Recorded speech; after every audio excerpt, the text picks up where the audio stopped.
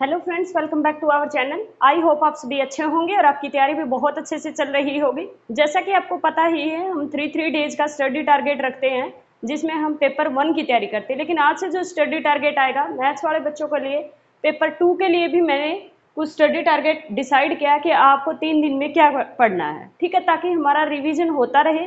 क्योंकि पेपर एकदम से आ जाएगा, फिर आपका रिविजन नहीं होगा तो फिर प्रॉब्लम हो जाएगी। ठीक है भाई, पेपर 1 की आपकी थोड़ी बहुत तैयारी अब होगी, अभी थोड़ा सा टाइम है, तब तक बहुत अच्छे से भी हो जाएगी। ठीक है भाई, चलो फिर करें स्टार्ट।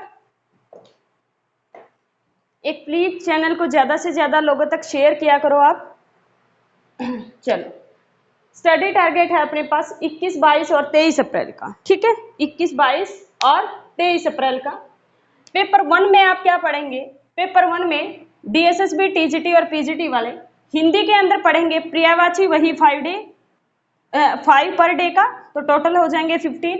विलोम भी क्या करेंगे, पर डे के 5 पढ़ेंगे तो टोटल हो जाएंगे 15। और हिंदी में पढ़ेंगे वर्ण विचार। ठीक है, इंग्लिश में आपको पढ़ना है नाउन, प्रोनाउन, वर्ब और एडवर्ब। मैंने 4 टॉपिक इसलिए दिए हैं क्योंकि नाउन, प्रोनाउन, वर्ब और एडवर्ब मैं चारों करवा चुकी हूँ। 3-3 दिन का हमने लिया था इसके अंदर। तो अब आपको क्या करना है, इनकी अच्छे से प्रैक्टिस करनी है। ये रिवीजन टाइप का, अगर सारे इंग्लिश के टॉपिक दे देती तो मुश्किल हो जाती है बच्चों के लिए, तो वो कंप्लीट नहीं होंगे। इसलिए कोई बात नहीं, हम 2 बार करके कर लेंगे इनको। ठीक है, नेक्स्ट अपने पास मैथ्स में तुम्हें पढ़ना है एल्जेब्रा। एल्जेब्रा के अंदर यानी कि एल्जेब्रा रिलेटेड, जैसे अपने पास ये हो गया ना, इस तरह से रिलेटेड की अगर अपने पास ए की क्यूब माइनस बी की क्यूब की इनइक्वालिटी तुम्हें याद होनी चाहिए। ए की क्यूब प्लस बी की क्यूब अपने पास हो गया ए स्क्वायर प्लस में बी स्क्वायर, सॉरी ए स्क्वायर माइनस बी स्क्वायर, ये क्या होगा? तो अपने पास इस तरह से रिलेटेड यानी कि एल्जेब्रा का पूरा पोर्शन करना। तुम्हें सारी की सारी इक्वालिटी याद होनी चाहिए, सॉरी आइडेंटिटी याद होनी चाहिए सारी, और इनसे रिलेटेड क्वेश्चन। ठीक है, रीजनिंग में आप करेंगे सीटिंग अरेंजमेंट, बहुत ही इंपॉर्टेंट टॉपिक है सीटिंग अरेंजमेंट। तो रीजनिंग में आपको पढ़ना है सीटिंग अरेंजमेंट, चाहे आप डीएसएसबी के कैंडिडेट है या फिर आप किसके हैं, एस्टेट है। ठीक है, एस्टेट और डीएसएसबी, टीजीटी, पीजीटी वालों ने कॉमन सेक्शन में यही पढ़ना। और रीजनिंग सॉरी जो करंट है वो आप शायद डेली देखते ही होंगे। ठीक है, करंट को अपना डेली रखिए। और ये अपने पास 4 हिंदी, इंग्लिश और मैथ और रीजनिंग में आप 3 दिन में ये कवर करेंगे। अब आ जाओ पेपर 2 मैथ्स वालों के लिए। पेपर 2 में आप स्टार्ट करेंगे मीट्रिक स्पेस, और ये पूरा का पूरा मैंने यूट्यूब पे पूरा पेपर पढ़ा रखा है। मीट्रिक स्पेस बहुत अच्छे से पढ़ा रखा है। तो मीट्रिक स्पेस में आप यूनिट 1 और यूनिट 2 कंप्लीट करेंगे। 3 दिन में आपको यूनिट 1 और यूनिट 2 रिवाइज करनी है मीट्रिक स्पेस की पेपर 2 के लिए। ठीक है भाई, कम से कम आप 7 पेपर तो पढ़िए। ठीक है, पेपर 2 के लिए आप कम से कम 7 पेपर पढ़िए। और 7 पेपर मैंने यूट्यूब पे आपके कंप्लीट होने ही वाले हैं क्योंकि थोड़ा सा पोर्शन पीडी का रहता है और हाफ यूनिट रहती है group theory and linear algebra की।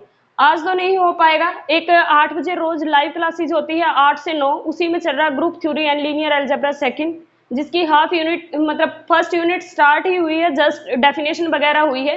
आज और कल 2 दिन में वो यूनिट खत्म हो जाएगी। तो आप उसको रेगुलर रखिए, जो लाइव क्लास आती है प्लीज उसको जरूर अटेंड कीजिएगा।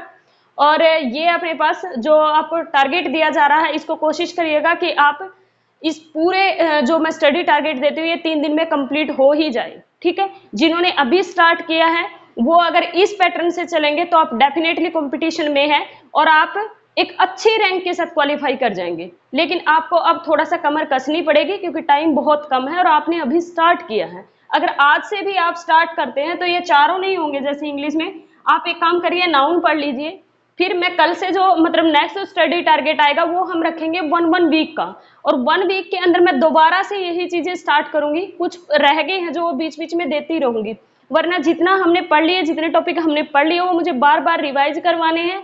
और 2-3 टॉपिक जो रह गए हैं उसको 2-3 टॉपिक में बीच बीच में देती रहूंगी। अगर आप आज से भी स्टार्ट करते हैं और इस स्टडी टारगेट को फॉलो करते हैं, और जो मैं पढ़ा रही हूँ एक लाइव क्लास नहीं छोड़नी है, 8 से 9 जो आती है वो, और पीछे मैंने जो 6 पेपर पढ़ा दिए हैं वो आप रिवीजन करते रहिए, और जो अब नया पढ़ा रही हूँ वो पढ़ता रहिए। आप डेफिनेटली कंपटीशन में हैं और आप एक अच्छी रैंक के साथ सिलेक्शन ले जाएंगे अगर अभी भी स्टार्ट करते हैं तो। ठीक है, पर कमर थोड़ा सा ज्यादा कसनी पड़ेगी आपको, क्योंकि अब ऐसे नहीं होगा कि आप 4-5 घंटे पढ़ लेते तो आपका काम हो जाएगा। जो बच्चे रेगुलर लगे हुए हैं वो अगर 4-5 घंटे पढ़ रहे हैं तो ठीक है, उनका फिर अच्छे से हो ही जाएगा, लेकिन अदरवाइज जो जिन्होंने अभी स्टार्ट किया वो तो फिर 8-10 घंटे पढ़िएगा। ठीक है, चलो बाय बाय, मिलते हैं नेक्स्ट क्लास में।